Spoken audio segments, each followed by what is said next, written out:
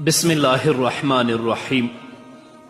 الحمد لله رب العالمين حمد الشاكرين، الصلاة والسلام على سيد الأنبياء والمرسلين سيدنا ونبينا وشفيعنا ومولانا محمد وعلى آله وأصحابه الطيبين الطاهرين. قدرمنو اوریدونکو د ژوند د لارې د خپرونې مینوالو، السلام علیکم ورحمت الله وبرکاته. ستاسو روغتیا او خوشحالي د پاک رب نه غواړم، په دې هیله چې د صحت او عافیت جامې پر تن ولرئ او خوشحالي مو په برخه وي. دا دی زه محمد یاسین فهیم د ژوند د لارې د خپرونې په وړاندې کولو کې ستاسو په خدمت کې یم. زموږ د نن ورځې د خپرونې موضوع بیا هم د ژوند کولو زرین اصول. درنو اوریدونکو، د ژوندانه د زرینو اصولو څخه یو اصل دا دی چې موږ به په خپلې غلطي باندې اعتراف کوو او له تکبر او غرور څخه به ځان بچ ساتو.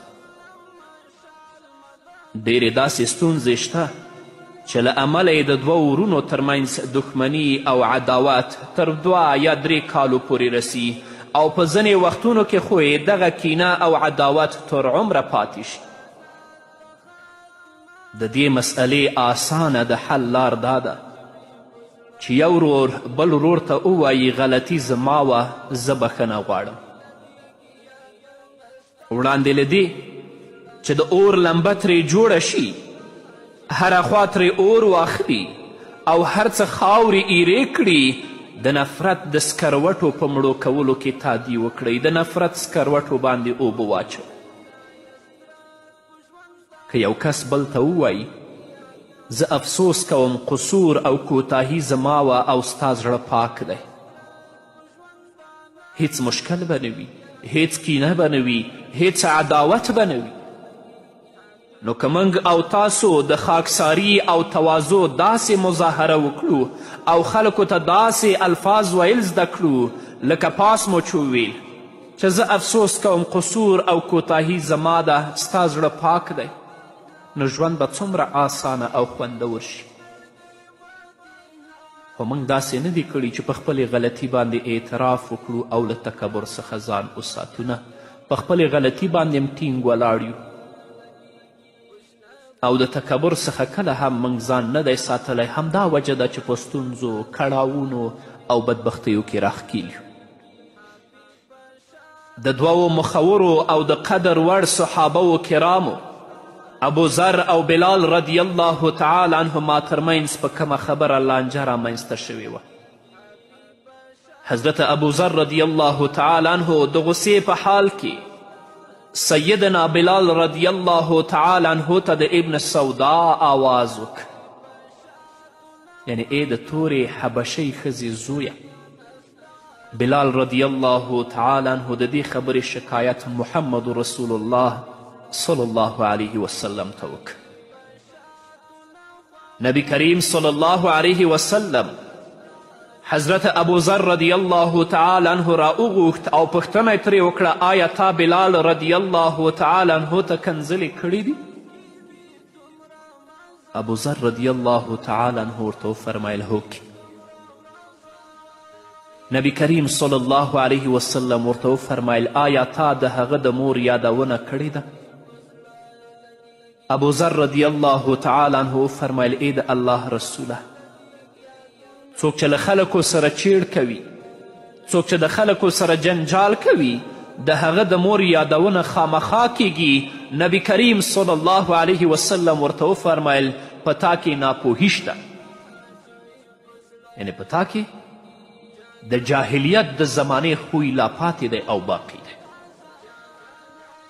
د نبی کریم صلی الله علیه وسلم په دې خبره باندې د ابو ذر رضی الله تعالی عنه رنګ والوت. ویل آیا د زوړوالي په دې عمر کې؟ نبی کریم صلی الله علیه وسلم وفرمیل هوکې.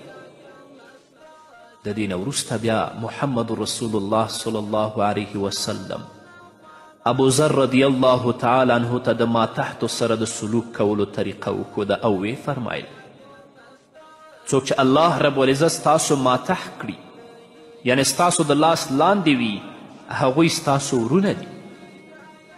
د هر چا ورور چې د هغه ماتحت وي په هغه د خپله ډوډۍ خوري یعنې هغه خوراک چې خپله کوي ده ته دې هم ورکوي او خپله جامه دې ور واغوندي یعنې هغه جامه چې خپله یې اغوندي ده ته دې هم ور واغوندي.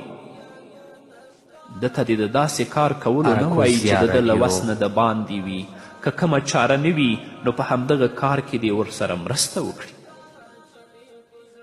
حضرت ابوذر رضی الله تعالی عنه چې دا خبره واورېده نو لاړ او له بلال رضی الله تعالی عنه سره مخ شه، له هغه یې بخښنه وغوښته. د حضرت بلال رضی الله تعالی عنه پر وړاندې په ځمکه کیناست، خپل مخ یې په وچه ځمکه باندې کیښود او بلال رضی الله تعالی عنه ته یې ویلې ای بلاله خپله پښه زما په مخ باندې کیږده. الله اکبر. دا چې رسول الله صلی الله علیه وسلم ورته تربیت ورکوه نو د صحابه کرامو رضی الله تعالی عنهم مزاجونه هم دغسې ول. هغوی د نفرت اور مخکې له دې چې هغه بل شي د بلیدلو نه وړاندې هغوی به د هغه اور د مړه کولو هڅه کوله. که خامخا اور به لمبه شو بیا به یې د ډیرېدو مخه نیوله. همدارنګه د بخاري حدیث دی. یوه بله ورځ د سیدنا ابابکر رضی الله تعالی عنه او د سیدنا عمر رضی الله تعالی عنه ترمنځ لږې ترخې خبرې وشو. عمر رضی الله تعالی عنه خفه شو او لاړ. ابوبکر رضی الله تعالی عنه په خپلو کړو پښیمانه شو او له دې ویرې چې خبره اوږده او خوره نشي د عمر رضی الله تعالی عنه شاته شاته ور روان شو او ویل به عمره ما اوبخه عمره ما اوبخه. خو عمر رضی الله تعالی عنه شاته مخ نه را اړو او همداسې مخ په وړاندې روان. ابوبکر رضی الله تعالی عنه د بخښنې غوښتنو لپاره د عمر رضی الله تعالی عنه شاته شاته ور روان و تر دې چې عمر رضی الله تعالی عنه خپل کور ته ننوت او دروازه یې ځان پسې بنده کړه. حضرت ابوبکر صدیق رضی الله تعالی عنه د نبی کریم صلی الله علیه وسلم خواته روان شو. رسول الله صلی الله علیه وسلم چې له لرې څخه د ابوبکر رضی الله تعالی عنه مخ بدل ولید نو ویې ویل ستا دغه ملګری په کومه ستونزه کې پرېوتی دی. نبی کریم صلی الله علیه وسلم ځان سره ویلې چې ستا دغه ملګری په کومه ستونزه کې پرېوتی. ابوبکر رضی الله تعالی عنه نږدې راغی او کیناست. څو شیبې چې تیرې شوې نو عمر رضی الله تعالی عنه هم په خپلو کړو پښیمانه شو. هغوی د پاکو او رڼو زړونو خاوندان ول ځکه خوی مزاجونه داسې. عمر رضی الله تعالی عنه هم له کوره راووت او په ماتو ماتو قدمونو د محمد رسول الله صلی الله علیه وسلم تر مجلسه راغی. کله چې مجلس ته راورسېد سلام یې وکړ او د نبی کریم صلی الله علیه وسلم سره په بله خوا کې کیناست. په یوه خوا کې ابوبکر ناست، په بله خوا کې عمر رضی الله تعالی عنه کیناست. عمر رضی الله تعالی عنه ورته ټوله پیښه بیان کړه او څنګه یې له هغه سره بیروخي اختیار کړه او څنګه یې د هغه معذرت قبول نه کړ. کله چې عمر رضی الله تعالی عنه دا خبرې وکړې نبی کریم صلی الله علیه وسلم خفه شو. ابوبکر رضی الله تعالی عنه چې د نبی کریم صلی الله علیه وسلم په مبارک مخ کې د خفګان اثر ولید نو ویې ویلې ای د الله رسوله قسم په الله چې قصور زما و غلطي زما وه. وګورئ په همدې ترتیب د عمر رضی الله تعالی عنه دفاع کوله. نبی کریم صلی الله علیه وسلم عمر رضی الله تعالی عنه ته وفرمایل آیا ته زما له خاطره زما د ملګري شا پرېږدې؟ آیا ته زما له خاطره زما د ملګري شا پرېږدې؟ ما تاسو ته ویلي وه ای خلکو زه تاسو ټولو ته د الله رب العزت لخوا نه رسول یم. تاسو ټولو راته په ځواب کې ویلي و ته دروغ وایې او یوازې ابابکر رضی الله تعالی عنه راته وفرمیل چې ته رښتیا وایې. دا چې انسان خپله غلطي ومني دې سره انسان نه وړوکی کیږي.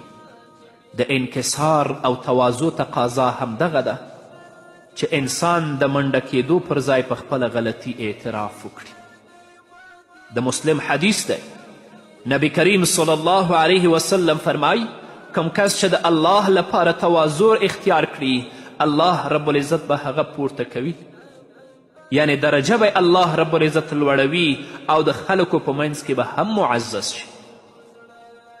او څوک چې تکبر کوي هغه متکبر به الله رب العزت ذلیله کوي او رسوا کوي به.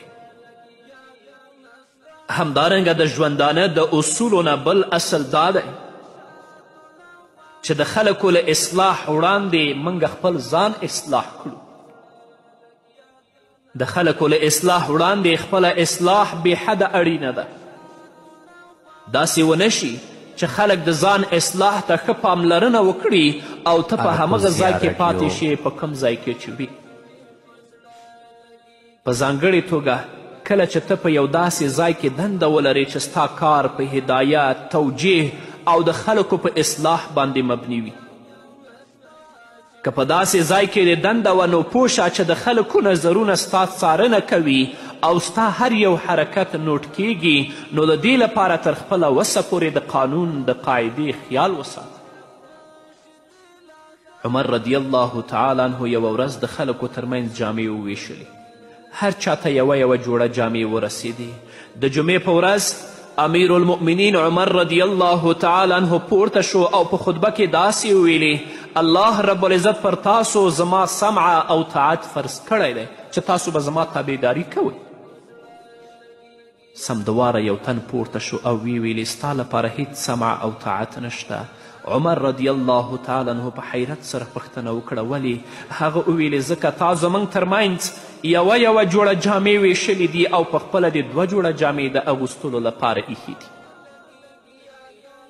عمر رضی الله تعالی عنه چې دا خبره واورېده نو په لمونځ کوونکو یې نظر واچو. په لمونځ کوونکو کې ورته خپل زوی عبدالله ابن عمر رضی الله تعالی عنهما تر سترګو شه.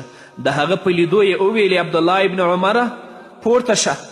عبدالله ابن عمر پورته شو. عمر رضی الله تعالی عنه ترې پوښتنه وکړه تا خپله جامه ماته نه وه راکړې چې دا واغونده او خطبه پکې ووایه؟ عبدالله ابن عمر ویلې هوکې درکړې مې وه. دې خبرې سره سړی کیناست او ویلې اوس به موږ ستا خبرې اورو، منو به یې. دې خبرې سره خبره ختمه شو. ګورئ د هغه سړي په زړه کې شک و چې عمر رضی الله تعالی عنه 2 جامې اخیستې دي. اما حضرت عمر رضی الله تعالی عنه د ده شک ختم که چې ما 2 نه دي اخیستي بلکې زما زوی خپله جوړه ماته راکړې چې ته دا واغونده. نو د خلکو له اصلاح وړاندې خپله اصلاح بېحده اړینه ده. داسې ونه شي چې خلک د ځان اصلاح ته ښه پاملرنه وکړي او ته په همغه ځای کې پاتې شي چې چیرته وي. نور به واورو درنو اوریدونکو خو د یوې دمې نه وروسته. قدرمنو اوریدونکو بیا هم زموږ سلامونه ومنئ. که چیرې غواړئ چې خلکو ستاسو نصیحت ومني نو تر ټولو وړاندې د خلکو نصیحت منلو ته تیار شئ. یو کس به تل خپلې میرمنې ته ویل چې د بچیو خیال ساته، هغوی ته ښه خواړه او اوبه تیاروه. زه به تر کومه تا ته وایم چې د خوب کوټه سمه جوړوه. میرمنې به یې تنپورین او پراخه تندیک ځواب ورکوه انشاء الله ټول کارونه به کوم، ته مه خفه کیږه. یوه ورځ یې میرمنې ورته وویل چې د کوچنیانو د درس او د تعلیم لپاره ته لږ د وخته کور ته راځه، هغوی ته لږ وخت ورکوه. خاوند یې په غوسه شو او ویل زه د هغوی لپاره بیکاره نه یم، ناوخته راځم او که د وخته ستا پکې څه کار دی ته زما په کارونو کې ولې کار لري؟ تاسو ووایئ قدرمنو اوریدونکو چې کله یو خاوند خپلې میرمنې ته داسې خبرې وکړي له دې وروسته به میرمن د ده په خبرو عمل وکړي یا به نصیحت ومني؟ هیڅکله نه.